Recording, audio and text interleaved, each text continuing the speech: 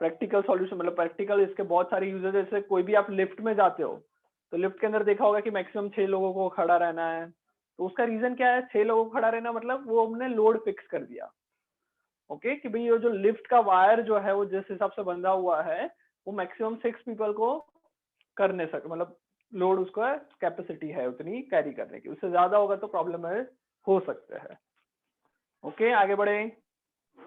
Yes sir, thank you. Young's modulus actual में find out कैसे करते हैं प्रैक्टिकली, जैसे मैंने बताया अभी थोड़ी देर पहले कि यंग्स मॉड्यूलस कैसे हम लोग फाइंड आउट करेंगे। तो बहुत सिंपल है, इसमें एक हम लोग वायर ले लेंगे, उसके नीचे यहाँ पे पेन ले लेंगे जिसके ऊपर हम लोग लोड रख सकते हैं। ओके ये जो है उसी के जैसा दूसरा एक वायर ले लेंगे, सेम लाइन, सब कुछ सेम, मटेरियल भी सेम। ओके इसके नीचे भी पेन लगा देंगे और यहाँ पे भी हम लोग लोड रख सकते हैं। कोई डाउट यहाँ तक? कोई डाउट? हमने 2 वायर ले लिए, दोनों वायर को हम लोगों ने एक जगह से हैंग कर दिया। एक वायर को मैं बोलूंगा रेफरेंस वायर और उसी के जैसे दूसरा वायर ले लूंगा जिसको मैं बोलूंगा एक्सपेरिमेंट वायर। ओके दोनों पे मान लो हम लोगों ने कुछ कुछ मटेरियल रख दिया है। अब देखो ये 2 मटेरियल रखा तो मैंने इधर भी 2 मटेरियल रखा है पहले। अगर मैं इनिशियल की बात करूं कि भाई ऐसा हमने रखा है तो इसके अंदर कुछ ना कुछ स्ट्रेस डेवलप होगा, हो सकता है बहुत कम हो बट कुछ स्ट्रेस डेवलप हो सकता है। सेम स्ट्रेस इसमें भी डेवलप होगा, हाँ या ना? कोई डाउट यहाँ तक? नो। चलो उसके बाद मैंने क्या किया, यहाँ पे मैंने एक नोन वैल्यू के लोड रख दिए। समझ में आया? यहाँ पे मैंने क्या किया, इस पेन पे कुछ नोन वैल्यू के लोड रख दिए। नोन है ये वैल्यू, इसका मतलब है कि इस पे जो फोर्स लग रहा है mg जितना, वो पूरा का पूरा फोर्स जो है वो मुझे पता है। दिस इज नोन वैल्यू, ये पता है हमें कि कितना फोर्स लगा रहे हैं, तो एफ हमें पता है। दूसरा इस वायर में कुछ एरिया होगा, अगर ये सर्कुलर वायर है तो एरिया आ जाएगा पाई आर स्क्वायर, तो ये भी हमें पता है, ये क्वांटिटी भी हमें पता है। कोई डाउट? तीसरी क्वांटिटी लेंथ, लेंथ भी हमें पता है। और उसके बाद यहाँ पे हम लोग वर्नियर कैलिपर्स रखेंगे, यहाँ पे और यहाँ पे दोनों जगह पे हमारे पास वर्नियर कैलिपर्स होते हैं, जिससे यहाँ पे रखने के बाद उसका जो डेल्टा एल आए वो हम फाइंड कर सके। कोई प्रॉब्लम तुमको? समझ में आ गया? तो हमको स्ट्रेस पता चल जाएगा बिकॉज फोर्स पता है, एरिया पता है, तो स्ट्रेस नोन हो गया। स्ट्रेन भी हमको पता चल जाएगा, क्यों पता चल जाएगा? बिकॉज चेंज जो हो रहा है लेंथ में हमने वर्नियर का मेजर कर लिया, एक्चुअल लेंथ कितनी है वो तो पहले पता थी, तो स्ट्रेन भी पता है। तो अब यंग्स मॉडुलस निकाल सकते हो स्ट्रेस डिवाइडेड बाय स्ट्रेन करने के बाद। तो प्रैक्टिकली मैं इससे यंग्स मॉडुलस निकाल सकता हूँ। समझ में आ रहा है? ओके अब तुम लोग पूछोगे सर सब कुछ तो हमने यहाँ पे किया, तो इसका क्या फायदा आया, इसका क्या काम क्या है? बता सकता है कोई कि रेफरेंस वायर हमने क्यों लिया?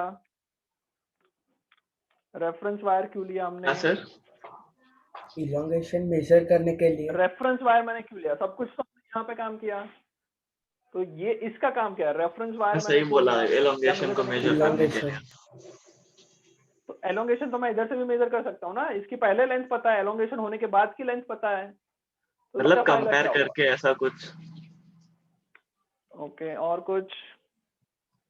देखो चलो मैं एक एग्जांपल से समझा देता हूँ। लेट्स से ये लेंथ मैं जो ले रहा हूँ वो ले रहा हूँ 5 मीटर। दोनों वायर की लेंथ कितनी ले ली मैंने? 5-5 मीटर ले ली। ओके कब ये 5 मीटर थी? जब दोनों वायर में कुछ लोड रखा हुआ था, उस टाइम पे 5-5 मीटर इसकी लेंथ थी। इसके बाद मैंने ये एक्सपेरिमेंट किया, उसकी वजह से इसकी लेंथ मैंने थोड़ी देर बाद वापस मतलब एक्सपेरिमेंट ये लोड रखने के बाद लेंथ मेजर की, तो एल डैश आया मेरा 5.01 मीटर। समझ में आ रहा है यहाँ तक? मतलब इतना मेरा डेल्टा एल आ गया, 0.01 मीटर। कोई प्रॉब्लम? समझ में आ रहा है? हाँ ओके चलो अब एक्सटर्नल फैक्टर्स, जैसे कि मान लो ये हम लोग ने एक्सपेरिमेंट कैरी आउट किया। ये एक्सपेरिमेंट जब मैं कैरिड आउट कर रहा हूँ तो टेम्परेचर में चेंज आया होगा, और उसकी वजह से दोनों की लेंथ कोई एक्सटर्नल फैक्टर से भी चेंज हो सकती है। आ रहा है समझ में? हम लोग इसकी लेंथ चेंज कर रहे हैं ड्यू टू लोड, इसकी लेंथ हम चेंज नहीं कर रहे, पर हो सकता है कि टेम्परेचर डिफरेंस की वजह से इसकी थोड़ी बहुत लेंथ में चेंज आया हो।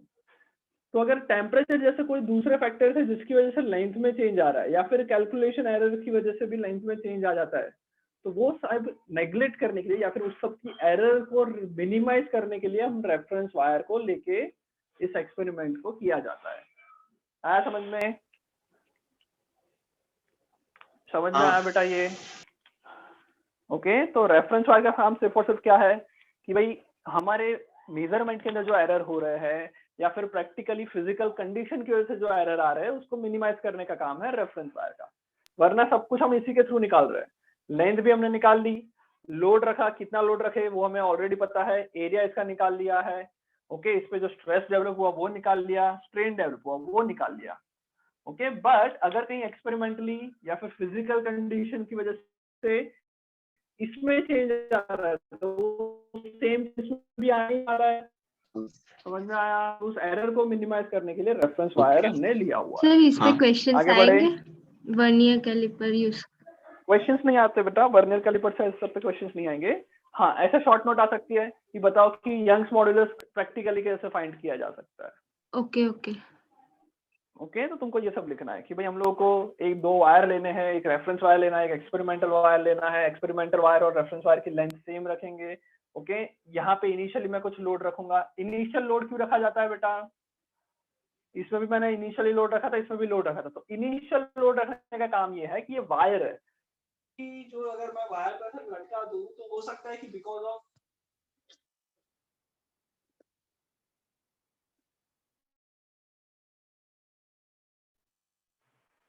आवाज आ रहा है? Yes sir. ओके, तो बेटा हो सकता है कि वायर लटका रहा हूं तो इस वायर के लेंथ भी हो सकता है।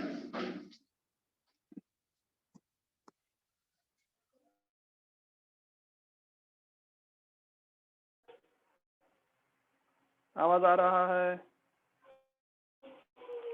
हाँ सर। ओके, तो बेटा इनिशियल लेंथ हम या फिर इनिशियल लोड इसलिए रखते हैं कि इस वायर को स्ट्रेच रख सके। ओके, वायर को लेंथ जो है वो एग्जैक्ट उतनी की उतनी रहे, स्ट्रेच रहे, इसलिए इनिशियल लोड रखा जाता है। कोई डाउट इन सब में? नहीं। ओके, चलो आगे बढ़ते हैं। तो इस तरह से हम लोग यंग्स मॉड्यूलस निकाल सकते हैं।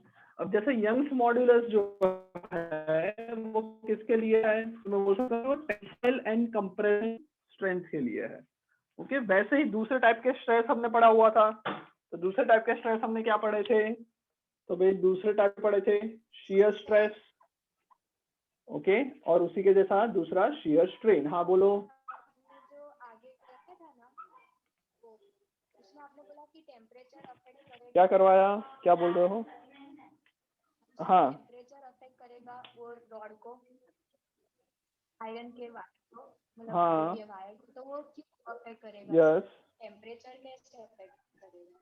बेटा, कोई भी चीज जैसे तुम लोगों ने छोटे स्टैंडर्ड में पढ़ा होगा कि अगर मैं एक वायर लेता हूँ ओके 20 डिग्री सेल्सियस पे, ओके, और उसके बाद उसी वायर को अगर मैं हीट करके 30 डिग्री सेल्सियस तक ले जाता हूँ, तो जब टेम्परेचर चेंज होता है तो उसका एलोंगेशन होता है।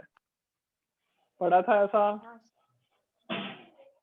याद आ रहा है? तो टेम्परेचर अफेक्ट कर सकता है, राइट?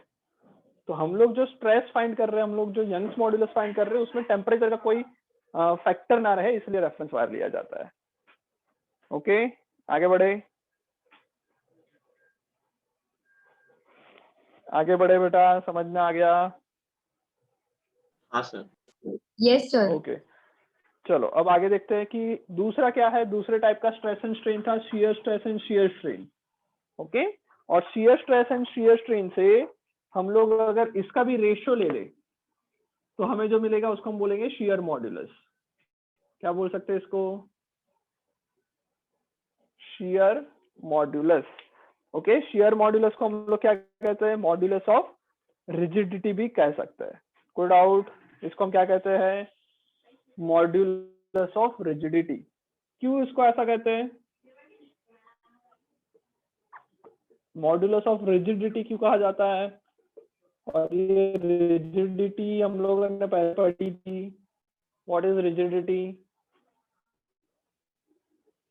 तो बेटा हम सबको पता है कि शियर क्या होता था। तो अगर इस पे कहीं फोर्स लगाया जाए तो इस फोर्स की वजह से हो सकता है कि इसका शेप चेंज होके कुछ ऐसा हो जाए। आवाज आ रही है? Yes, sir. ओके, हो सकता है कि इसका शेप कुछ ऐसा हो जाए। ओके, और इसका जो शेप चेंज होता था उसके अंदर हम लोगों ने थीटा, हम लोगों ने फाइंड किया था कि भाई थीटा क्या होता है? शियर स्ट्रेन होता है। तो इस केस में जो स्ट्रेस होता है वो होता है force divided by area. Strain होता है वो क्या हमने डिस्कस किया था? तो भाई स्ट्रेन हमने डिस्कस किया था delta x divided by length. अगर यहाँ से यहाँ वो डेल्टा एक्स जितना गया है और यहाँ से यहाँ उसकी लेंथ एल है, तो डेल्टा एक्स अपॉन एल, जिसको मैंने टेन थीटा बोल के थीटा बोल दिया था बिकॉज ये बहुत छोटा होगा। तो हमने डिस्कस किया था कि स्ट्रेस इतना होगा, स्ट्रेन इतना होगा, और इन दोनों को डिवाइड कर दो तो हमें शियर मॉड्यूलस मिल जाएगा, जो कितना हो जाएगा? F divided by A into, मैं शियर स्ट्रेन को डायरेक्ट थीटा लिख लेता हूँ, तो F upon A theta, this is known as shear modulus, या फिर बोल सकते हैं मॉड्यूलस ऑफ रिजिडिटी। मतलब अगर ये डिस्कस करें रिजिडिटी के बारे में, तो हम लोगों ने डिस्कस किया था कि अगर कोई ऑब्जेक्ट इस पॉइंट और इस पॉइंट को मैं देख रहा हूँ, तो पहले ये वाला पॉइंट, ऊपर वाला पॉइंट इधर था, दोनों के बीच का डिस्टेंस कुछ एल था, but because of this force उसने अपने को चेंज कर दिया। पार्टिकल के बीच का जो डिस्टेंस चेंज होता है उसको हम रिजिडिटी भी बोलते हैं। अगर ये रिजिड होता तो दो पार्टिकल के बीच का डिस्टेंस कभी भी चेंज नहीं होता।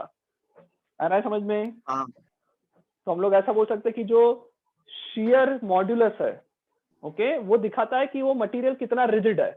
अगर शियर मॉड्यूलस ज्यादा हुआ मतलब कि फोर्स हम बहुत ज्यादा लगा रहे हैं बट स्ट्रेन बहुत कम डेवलप हो रहा है, तो मैं बोल सकता हूँ कि ये ज्यादा रिजिड ऑब्जेक्ट है। बट अगर शियर मॉड्यूलस कम हुआ तो हम लोग बोलेंगे कि इसकी रिजिडिटी कम है, कुछ भी फोर्स लगाने से वो अपना शेप बहुत इजीली चेंज कर देता है। आया समझ में? मॉड्यूलस ऑफ रिजिडिटी बोला जाता है वो। कोई डाउट? नहीं। ओके, इसको हमें जी से रिप्रेजेंट होता है, शियर मॉड्यूलस है वो जी से रिप्रेजेंट होता है, कैपिटल जी से। ओके, और जनरली हर एक मेटल के लिए, जनरली अगर देखा जाए तो हर एक मेटल के लिए ये जो जी है वो यंग्स मॉड्यूलस जो है उससे 1/3 होता है। ओके, मतलब कोई भी मटेरियल की अगर बात करें तो टेंसाइल स्ट्रेंथ उसकी ज्यादा होती है, बट शियर स्ट्रेंथ जो है, शियर स्ट्रेंथ मतलब शियर मॉड्यूलस की बात चल रही है, वो उसकी कम होती है। समझ में आ रहा है? ये समझ में आ रहा है? ओके, इसका सिंपल एग्जांपल बेटा, अगर मान लो तुम्हारे पास एक पेंसिल है, उस पेंसिल को तुम्हें ब्रेक करना है। ओके, मान लो तुम्हारे एक पास पेंसिल है, पेंसिल को ब्रेक करना है। कैसे ब्रेक करते हो तुम? मान लो ये पेंसिल है, इसको मुझे ब्रेक करना है, तो क्या मैं ऐसे ब्रेक करना चालू करूंगा क्या? क्या तुम ऐसे ब्रेक करते हो? नहीं, हम क्या करते हैं? ऐसे ब्रेक करते हैं कि भाई हम ऐसा बैंड करना ट्रैवल कर, बैंड करते। ये जो बैंड कर रहे हैं मतलब बेसिकली मैं क्या कर लगा रहा हूँ? इस पे शियर फोर्स लगा रहा हूँ। ओके, और जैसा तुमने देखा कि G is 1/3 of Young's modulus, मतलब कोई भी मटेरियल के लिए, जनरली कोई भी मटेरियल के लिए शियर स्ट्रेंथ कम होगी, टेंसाइल स्ट्रेंथ ज्यादा होगी। तो मैं इसको ऐसे अगर तोड़ू तो इजीली टूट जाएगा, ऐसे खींच के तोड़ू तो इजीली नहीं टूटने वाला। आ रहा है समझ में? Yes, sir. कोई डाउट? शियर स्ट्रेस समझ में आ गया? शियर स्ट्रेस समझ में आ गया? ओके, एग्जाम्पल 9.4 शियर स्ट्रेस के ऊपर है। एग्जाम्पल 9.4 शियर स्ट्रेस के ऊपर तुम लोगों को करना है। ओके, कोई डाउट यहाँ तक? आवाज आ रही है? Yes, sir. ओके, इसके बाद दूसरा, अब सेम चीज है, यही वापस रिपीटिशन हो रहा है, कुछ भी नहीं आया। अब दूसरे टाइप का हमने फोर्स पढ़ा था बेटा, दूसरे टाइप का स्ट्रेस कौन सा पढ़ा था? Hydraulic stress. हाइड्रोलिक स्ट्रेस पढ़ा था। हाइड्रोलिक स्ट्रेस का मतलब क्या था कि जब भी कोई ऑब्जेक्ट लिक्विड के अंदर रखा जाता है तो लिक्विड उस पर हर एक जगह से कुछ फोर्स लगाती है, पर यूनिट एरिया को हम लोग हाइड्रोलिक स्ट्रेस कहते हैं। तो इस टाइम में हम लोगों ने स्ट्रेस डिवाइड, स्ट्रेस हम लोगों ने बताया था फोर्स डिवाइडेड बाय एरिया, जिसको मैं प्रेशर भी बोलता था। और इस स्ट्रेस की वजह से ऑब्वियसली उसका जो वॉल्यूम है वो कैसा हो जाने वाला है, स्ट्रेस की वजह से वॉल्यूम कैसा हो जाएगा, कम हो जाता है। तो इस केस में जो स्ट्रेन होता है उसको हमने डिस्कस किया था delta V upon V, but always वो क्या आएगा, हम लोग एक माइनस साइन लगाते हैं। माइनस साइन इसलिए लगाते हैं बिकॉज डेल्टा वी तुम्हारा नेगेटिव आने वाला है, नेगेटिव नेगेटिव पॉजिटिव होकर स्ट्रेन हमारा पॉजिटिव रहे, इसलिए बताया था। याद आ रहा है ये? ओके, सो ये स्ट्रेस एंड स्ट्रेन हाइड्रोलिक के अंदर डिस्कशन किया था हमने, और इसका भी जो हाइड्रोलिक के बारे में डिस्कस किया था, इसका भी जो स्ट्रेस और स्ट्रेन का जो रेशियो है उस रेशियो को हम क्या कहेंगे, इस रेशियो को हम लोग कहते हैं बल्क मॉड्यूलस। क्या कहते हैं इसको? Password house Instagram please 07082। बेटा अक्षता, इंस्टाग्राम की बातें अभी मत करो, चुपचाप पढ़ाई तो पता करो। चल गया पासवर्ड।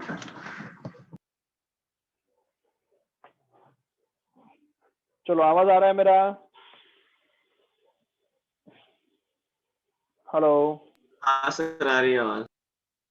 ओके, तो हम लोग ये डिस्कस कर रहे हैं बेटा, बल्क मॉड्यूलस मतलब hydraulic stress upon hydraulic strain. Hydraulic stress को मैं फोर्स अपॉन एरिया, जिसको मैं प्रेशर भी कह सकता हूँ। हाइड्रोलिक स्ट्रेन को delta V divided by V, V चला जाएगा ऊपर और एक माइनस साइन लग जाएगी, तो ये तुम्हारा बल्क मॉड्यूलस हो जाएगा P V upon delta V. आ रहा है समझ में? हाँ सर। ये समझ में आया? कोई डाउट इसमें? बल्क मॉड्यूलस को हम बी से रिप्रेजेंट करते हैं। ओके, और ये बल्क मॉड्यूलस जो रहेगा वो हर बार क्या हम लोग करेंगे, बल्क मॉड्यूलस ऑलवेज पॉजिटिव होता है, इसलिए एक साइन आगे हमने माइनस की लगा दी जो स्ट्रेन में भी आ रही थी। कोई डाउट बल्क मॉड्यूलस में? नो। कोई डाउट? चलो, अब ये बल्क मॉड्यूलस एक्चुअल में दिखा क्या रहा है? बल्क मॉड्यूलस एक्चुअल में क्या दिखा रहा है कि ये जो ऑब्जेक्ट अगर जिसका बल्क मॉड्यूलस ज्यादा है उसका मतलब वो कंप्रेस नहीं होगा। अगर बल्क मॉड्यूलस ज्यादा है विच मीन्स वो कंप्रेस नहीं होने वाला। जैसे कि अगर मैं सॉलिड की बात करूं तो सॉलिड कंप्रेस नहीं होता है, लिक्विड की बात करूं तो वो थोड़ा बहुत कंप्रेस होता है, बट अगर गैसेस की बात करूं तो वो सबसे ज्यादा कंप्रेस हो सकता है। ओके, तो गैसेस के लिए बल्क मॉड्यूलस सबसे ज्यादा होगा या सबसे कम होगा? गैस के लिए बल्क मॉड्यूलस सबसे ज्यादा होगा सबसे कम होगा? ज्यादा सर होगा। कम। सबसे कम कम होगा। होगा। बल्क मॉड्यूलस मतलब, बल्क मॉड्यूलस का मतलब क्या, एक तरह की स्ट्रेंथ है। बल्क मॉड्यूलस ज्यादा होने का मतलब वो कंप्रेस नहीं होगा। देखो सिंपल चीज से सोचो कि बल्क मॉड्यूलस ज्यादा है, इसका मतलब स्ट्रेस भले ही ज्यादा हो बट स्ट्रेन कम होगा। समझ में आया? सर, अगर ये स्ट्रेन कम हो रहा है तो बल्क मॉड्यूलस ज्यादा हो गया। सर कंप्रेसिबिलिटी तो इनवर्सली प्रोपोर्शनल है ना बल्क मॉड्यूलस। हाँ, वो मैं कंप्रेसिबिलिटी की बात ही नहीं की मैंने क्या पूछा, अगर मैं एयर की बात करूं, गैस की बात करूं तो उसका बल्क मॉड्यूलस कैसा है? एयर का बल्क मॉड्यूलस ज्यादा है या कम है, वो पूछा मैंने। ओके। समझ में आया? तो एयर का बल्क मॉड्यूलस कम है। क्यों?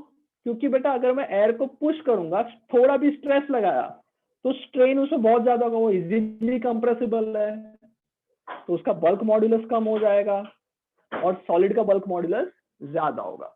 अब इस बल्क मॉड्यूलस का जो रेसिप्रोकल होता है that is known as compressibility. Compressibility क्या है भाई? Reciprocal of bulk modulus 1/b। इसको हम के से डिनोट करते हैं, के हो जाएगा 1/b। Okay, reciprocal of bulk modulus is known as compressibility. अब कंप्रेसिबिलिटी ज्यादा है, इसका मतलब वो इजीली कंप्रेस हो रहा है। कौन? जाके जैसे कि एयर, एयर इजीली कंप्रेसिबल है, उसकी कंप्रेसिबिलिटी ज्यादा होगी, बट बल्क मॉड्यूलस कैसा होगा? बल्क मॉड्यूलस कम होगा। आ गया समझ में? हाँ सर। हाँ, आ गया। Sir yes, am I audible? हाँ सर। सर हाँ बोलो। सर हम लोग यूजुअली अगर हमको कम करना हो तो डिनोमिनेटर को बढ़ाते हैं ना, मतलब कि कंप्रेसिबिलिटी को ज्यादा करना हो तो डिनोमिनेटर को बढ़ा देते हैं, तो वो हाँ हाँ, कोई तो कोई सर इसमें डाउट? तो आवाज नहीं आ रही दृष्टि, वापस बोलो। सर हेलो, बोलो। सर छोड़ो चलेगा हाँ बोलो। चलेगा। ओके, बल्क मॉड्यूलस समझ में आ गया। K is equals to 1/b और b का formula PV by delta V। Okay, और माइनस इसलिए लगाया बिकॉज प्रेशर मतलब स्ट्रेस लगाएंगे तो डेल्टा V बाई V हमेशा नेगेटिव आने वाला है, उसको पॉजिटिव करने के लिए हम लोगों ने माइनस साइन लगाया।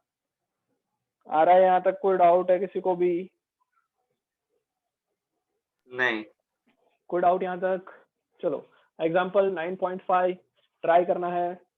ओके, एक बार बेटा इसके बाद मैं क्लास ऐसे लगाऊंगा कि जिसके अंदर ये दोनों चैप्टर जो है ग्रेविटेशन का चैप्टर की एक्सरसाइज और ये 9th चैप्टर की एक्सरसाइज एक साथ डिस्कस कर लेंगे। ओके, फ्राइडे को क्लास लगाऊंगा, इस फ्राइडे नहीं बट जो भी क्लास लगेगी ज्यादा लंबी लगाएंगे, उसके अंदर सारे डाउट्स डिस्कस कर लेंगे। ओके, अभी थियरी कंप्लीट कर लेते हैं, उसके बाद न्यूमेरिकल्स डिस्कस कर लेंगे। सो 9.5 तुम्हें ट्राई करना है जो कि बल्क मॉड्यूलस पे है। ओके, सर एक बार बता दो। क्या बताऊं बेटा? नहीं सर कुछ नहीं। चलेगा। आवाज आ रही है? हेलो, सर क्वेश्चन की बात कर रहा था। कौन सा क्वेश्चन बताऊं? कौन सा क्वेश्चन बताओ बोलो। चलो एक क्वेश्चन बता देता हूँ, कौन सा बताओ बोलो। 9.5 डिस्कस कर ले।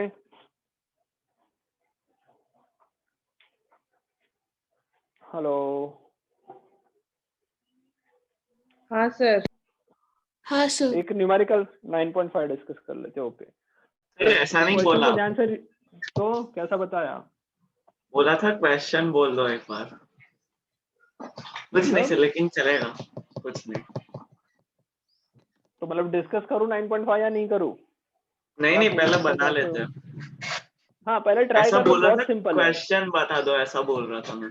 अच्छा, बहुत सिंपल है इसलिए मैं इस पे ज्यादा ध्यान नहीं दे रहा हूँ बिकॉज प्रेशर का फॉर्मूला तुम्हें पता है, रो जी एच। ओके, 9.5 डिस्कस कर लेते हैं। क्वेश्चन में क्या दिया है वो देख लेते हैं। तो देखा है average depth of Indian ocean is about 3000 metre. तो भाई इंडियन ओशन की डेप्थ देखोगे तो डेप्थ दे रखी है 3000 मीटर। ओके, बहुत बढ़िया। उसका बाद रहेगा कैलकुलेट द फ्रैक्शनल कंप्रेशन, मतलब कि डेल्टा वी बाई वी तुम्हें कैलकुलेट करना है। डेल्टा वी बाई वी कितना आएगा at the bottom of the ocean given that the bulk modulus of water is 2.2 into 10⁹. Fraction compression की मतलब क्या होता है? फ्रैक्शन कंप्रेशन का मतलब क्या है? ध्यान से सुनो। ओके, तो बेटा हम लोगों ने यहाँ पे ये पानी है, ओके, और नीचे भी पानी है। कोई डाउट? यहाँ से यहाँ तक इंडियन ओशन में यहाँ की डेप्थ है 3000 मीटर जितनी, और पहले से नीचे तक पूरा का पानी रखा है। अब ऑब्वियस सी बात है कि यहाँ पे अगर मैं इंडिविजुअल एक यहाँ पे मान लो मैं वाटर मॉलिक्यूल ले लेता हूँ। लेट्स से मैंने यहाँ पे कुछ समथिंग अमाउंट का कुछ वाटर ले लिया, कुछ स्पेस का वाटर ले लिया।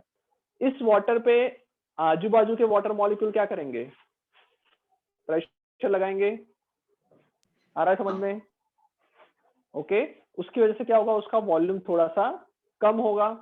अब जैसे जैसे नीचे जाते जाएंगे, अगर मैं यही पार्टिकल की बात अगर मैं नीचे पे करूं, डेप्थ पे करूं, तो बेटा यहाँ पे प्रेशर तो ज्यादा लगने वाला है। यहाँ पे प्रेशर ज्यादा लगने वाला है, मतलब यहाँ पे जो कंप्रेशन होगा वो भी ज्यादा होगा। विच मीन्स अगर मैं वाटर की बात यहाँ पे करूँ या फिर यहाँ पे करूँ, दोनों जगह पे वाटर की पार्टिकल की प्रॉपर्टी जो होगी वो अलग अलग होगी, बिकॉज यहाँ पे प्रेशर कम है, यहाँ पे प्रेशर ज्यादा है। यहाँ पे प्रेशर ज्यादा होने से क्या होता है? हम लोगों ने पढ़ा, प्रेशर ज्यादा होने से स्ट्रेस ज्यादा हुआ। बेसिकली स्ट्रेस ज्यादा होने से क्या हुआ? स्ट्रेन बढ़ने वाला है। बिकॉज हुक्स लॉ क्या कहता था? भाई हुक्स लॉ कहता था कि भाई स्ट्रेस एंड स्ट्रेन एक दूसरे से डायरेक्टली प्रोपोर्शनल होते हैं इलास्टिक लिमिट के लिए। तो मैं बोल सकता हूँ कि जैसे जैसे नीचे जाएंगे प्रेशर बढ़ा तो स्ट्रेन भी बढ़ेगा। स्ट्रेन बढ़ा मतलब डेल्टा वी बाई वी। पूछा हुआ तुमसे कि ये फाइंड आउट करो। ओके, क्वेश्चन में दे रखा है बल्क मॉड्यूलस वाटर दे रखा है, तो बहुत सिंपल, बल्क मॉड्यूलस क्या होता है? Pressure divided by delta V upon V negative में। ओके, अब ये चीज तुम्हें फाइंड करनी है, डेल्टा वी अपॉन वी। तो मैं लिख सकता हूँ डेल्टा वी अपॉन वी को इस तरफ ले आओ तो डेल्टा वी अपॉन वी कितना हो जाएगा? Pressure divided bye bulk modulus. जब मैं पानी में 3000 नीचे चला गया तो प्रेशर रोजीएच से हिसाब से निकाल सकते हो। रोजीएच क्या है? Density of water into gravity into height. Height मतलब बेसिकली यहाँ पे डेप्थ। तो यहाँ पे प्रेशर रोजियस से निकलेगा, बल्क मॉडुलस उनको दे रखा है, दोनों का रेशियो ले लो, उससे डेल्टा वी बाई वी आ जाएगा। सर आया समझ में बेटा? हाँ बोलो। सर पीएटीएम क्यों कंसीडर नहीं किया? पीएटीएम कंसिडर इसलिए नहीं किया बेटा बिकॉज हर जगह पे अगर हम लोग यहाँ की बात करें, यहाँ की बात करें, यहाँ की बात करें, यहाँ की बात करें, हर एक पॉइंट पे एटमॉस्फेरिक प्रेशर क्या है? सेम। हर जगह पे वो तो उतना ही रहने वाला है, डिस्ट्रीब्यूशन होने वाला है उसका। तो जो सर पर पार्टिकल उसका यहाँ पे भी है, कंट्रीब्यूशन होगा ना, किसमें नीचे जो किसमें हमने कंट्रीब्यूशन जो होगा? वाटर कंसीडर किया उस पे प्रेशर वो भी तो थोड़ा लगाएगा। हाँ, प्रेशर वो भी लगाएगा, बट उसका कंट्रीब्यूशन हर जगह पे इक्वल होगा। जितना यहाँ पे delta V by V pressure की एटमॉस्फेयर की वजह से हो रहा है, उतना यहाँ पे भी होगा। तो यहाँ से यहाँ तक जो मेन फैक्टर जो चेंज हो रहा है वो कौन सा है? बोल सकता हूँ फैक्टर चेंज हो रहा है प्रेशर का। तो वही उसी के बारे में हम सर। डिस्कशन करेंगे। ओके, आ गया समझ में? एक्चुअल प्रेशर अगर ढूंढना है तो उसमें एटमॉस्फेयर प्रेशर भी ऐड करना पड़ेगा। ओके, कोई डाउट यहाँ तक? सर तो फिर फॉर्मूला में डेल्टा पी कर दे। हाँ, डेल्टा पी लिख सकते हैं इसलिए उसमें कि भाई एक्चुअल प्रेशर में जो चेंज आया उसके बारे में डिस्कस करते हैं, लिख सकते हैं। सर हाँ बोलो। सर ये रोजी एच वाली जो फॉर्मूला है ना, उसमें हाइट को हम हाँ, नीचे जा रहे हैं तो नेगेटिव ले सकते हैं? नहीं बेटा, हाइट को नेगेटिव ले रहा है ऐसा नहीं है, बिकॉज रोजी एच वाली फॉर्मूला में एच जो है वो ये है कि distance from the point from the free surface of water. Free surface of water से कितना नीचे जा रहे हैं वही उसका हाइट होता है, उसको नेगेटिव लेने की जरूरत नहीं है। बिकॉज प्रेशर सर बेटा अगर नेगेटिव नीचे पॉजिटिव से तब की ऊपर बात ले कर गए रही है। तो? हाँ, ऑब्जेक्ट को ऊपर से नीचे से ऊपर ले जाएंगे तो प्रेशर रिड्यूस होता जाएगा। हाँ सर। ओके, हाँ, आ गया समझ में? तो उसमें नेगेटिव लेने की कोई जरूरत नहीं है। Okay sir. ओके, आगे बढ़े। राइट, सो बेटा इस चैप्टर के अंदर बाकी के जो दो छोटे elastic potential energy of stretch wire and poisonous ratio, okay, ये दोनों नेग्लेक्ट हो चुके हैं। तो किसी को करना है तो अलग से मुझे बताना। दूसरा जो है application of elastic behaviour of material, तो ये हमने पहले भी डिस्कस किया था कि भाई बिहेवियर जो होगा उसके हिसाब से हम लोग उसका मटेरियल का शेप एंड साइज और मटेरियल डिस्कस करते हैं, डिसाइड करते हैं। तो कोई भी चीज है उसका शेप के ऊपर हम लोग, जैसे कि मान लो ये डिस्कस करते हैं कि अगर एक मैं पिलर बनाता हूँ तो पिलर जनरली तुमने देखा होगा इस तरह के पिलर होते हैं। ऊपर से ये एरिया ज्यादा होता है, बीच में इसका जो कॉलम होता है वो छोटा हो जाता है, वापस उसका साइज ब्रॉड हो जाता है। ओके, या फिर जो कंस्ट्रक्शन के अंदर जो बीम्स यूज किए जाते हैं या फिर जो ट्रेन की पटरी होती है वो ऐसे आई सेक्शन के रखे जाते हैं। राइट, तो इन सब का रीजन क्या है? आई सेक्शन से रखने पे क्या फर्क पड़ेगा और सिंपल अगर मैंने सिर्फ इतना ले लिया होता तो क्या फर्क पड़ता? तो उसका एक बेसिक रीजन ये है बेटा कि जब मैं इसको कंप्रेस करता हूँ, जब इस पे मैं स्ट्रेस लगाया तो ये जो रीजन है पूरा वो ऐसा बेंड हो सकता है, इस तरह का बेंड हो सकता है। ज्यादा लोड पड़ने पे ये पूरा जो सेक्शन है वो इस तरह से बेंड हो सकता है। उसका रीजन ये है, बेंड होने का रीजन ये है कि इसके अंदर जो सैगिनेस आती है, सैगिनेस मतलब इसी चीज को हम सैगिनेस कहते हैं कि जो अगर ये उस पर लोड पड़े तो ये कितना अपने शेप में चेंज कर सकता है। तो ये जो चेंज करता है वो डिपेंड करता है कि भाई सबसे पहले तो ये कितना है, उसके बाद अगर देखो तो ये 3D शेप में कुछ ऐसा देखने को मिलेगा। राइट, तो उसका ये कितना है वो भी डिपेंड करेगा और इसकी ये लेंथ कितनी है वो भी डिपेंड करेगा। समझ में आ रहा है ये? हेलो, आवाज आ रही है? ओके, इस सैगिनेस का बेटा एक डायरेक्ट फॉर्मूला होता है डेल्टा का, वेट मल्टीप्लाई बाय लेंथ का cube divided bye 4b into D का क्यूब इंटू यंग्स मॉडुलस। ये एक पूरा फॉर्मूला होता है। ओके, ये फॉर्मूला कैसे आया? तो भाई इसमें डेरिवेशन और ये सब लंबा हो जाएगा तो वो मैं नहीं करवा रहा हूँ, तो भाई फॉर्मूला पे ध्यान दो। कोई भी चीज में ये जो सैगिनेस आती है उसका ये फॉर्मूला है WL cube divided by 4BD cube into Y. Y मतलब यंग्स मॉडुलस। अब हमको क्या करना है? इसको कम करना है। हम लोग नहीं चाहते कि ये मटेरियल ऐसा बैंड हो जाए, तो यंग्स मॉडुलस सबसे ज्यादा होना चाहिए। ओके, सबसे पहली चीज कि यंग मॉडुलस ज्यादा होना चाहिए। उससे क्या होगा? इनवर्सली प्रोपोर्शनल है तो डेल्टा, ये जो डेल है वो कम हो जाएगा। उसके बाद है डेप्थ का क्यूब। ओके, इसको मैं बढ़ा दूं तो भी मेरा फायदा हो जाएगा। आ रहा है समझ में? Yes sir. ओके, तो इसको मैं बढ़ाने से भी, डेप्थ को बढ़ाने से भी फायदा होगा। साथ ही साथ उसकी जो ब्रेड्थ है, इस तरफ जो ब्रेड्थ है वो भी बढ़ाने से फायदा होगा। लेंथ पे क्या हो रहा है? लेंथ पे क्या हो रहा है? वो डायरेक्टली प्रोपोर्शनल है, जितनी ज्यादा लेंथ उतने चांसेस ज्यादा। ओके, तो अगर मैं सिंगल वायर लेता हूं, हेलो आवाज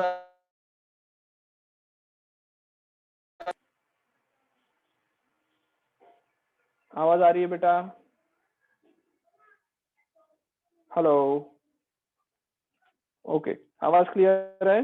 चलो, तो जब मैं बेटा इसकी बात करता हूं तो इसके अंदर ये जो सिंगल मैंने लेंथ ले लिया, तो लेंथ पे तो डायरेक्टली डिपेंडेंट है, तो उतनी ही लेंथ को अगर मैं वैसे ही रख दूं सिंपल, तो उसका डेल जो है वो डायरेक्टली प्रोपोर्शनल हो जाता है लेंथ के।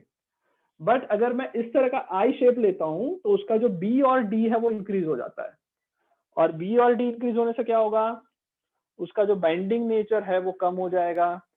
तो rather than using a single pillar we will use a I cross section. Sir ये हाँ, बोलो आई बेटा। वाले में बी और डी दिखाओ ना, कहाँ पे? किस वाले में? आई शेप वाले में। आई शेप वाले में बेटा ये जो उसकी जो सॉरी ये जो है वो उसका लेंथ है, तुमको जो दिख रहा है वो उसका लेंथ है। ये जो दिख रहा है ये उसकी ब्रॉडनेस है, मतलब बी हो गया, और ये जो पीछे का है that is your depth. Okay sir. आया समझ में? तो आई सेक्शन होने से क्या होगा? बी और डी बढ़ जाएगा, जबकि सिर्फ और सिर्फ वायर, मतलब सिर्फ और सिर्फ एक पिलर होता तो लेंथ बढ़ जाती।